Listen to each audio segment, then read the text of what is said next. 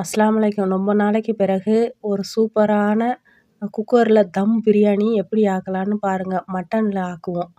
வாங்க எப்படி ஆக்கலான்னு பார்ப்போம். குக்கரை அடுப்பில் வச்சுக்கிட்டு அதுக்கு தேவையான பட்டை, கிராம்பு, ஏலக்காய், தக்காளி கொஞ்சமாகவே போட்டாவே போதும். நல்லா டேஸ்ட்டாக இருக்கும். இஞ்சி பூண்டு பேஸ்ட்டு எல்லாத்தையும் போட்டு நல்லா வதக்கிக்கோங்க. நெய், ஆயில் எல்லாம் சேர்த்துக்கிட்டு தக்காளியை கொஞ்சம் அரைச்சும் கொஞ்சம் ஊற்றிக்கணும். மல்லித்தூள் கொஞ்சம், பிரியாணி மசாலா அது எப்படி பண்ணுறதுன்னு உங்களுக்கு பின்னாடி சொல்கிறேன். புதினா, மல்லி எல்லாம் போட்டு மட்டன் அதில் போட்டு நல்லா வதக்கி விடணும். நல்லா பொன்னிறமாக வதக்குனதுக்கு பிறகு நல்லா அதில் தண்ணியை ஊற்றி தேவையான அளவுக்கு தண்ணி ஊற்றி அப்படியே வச்சுட்டு அரிசியை போட்டு அப்படியே மூடி வச்சிட்டோம்னா ஒரு ஒரு 8 விசிலு கறி வெந்ததுக்கு பிறகு அரிசியை போடணும். போட்டு நல்லா சூப்பரான தம் பிரியாணி இதே மாதிரி செஞ்சு பார்த்துட்டு எப்படி இருக்குன்னு டேஸ்ட்டு சொல்லுங்கள். என் சேனலை லைக் பண்ணுங்கள், கமெண்ட் பண்ணுங்கள், ஷேர் பண்ணுங்கள். அஸ்ஸலாமு அலைக்கும்.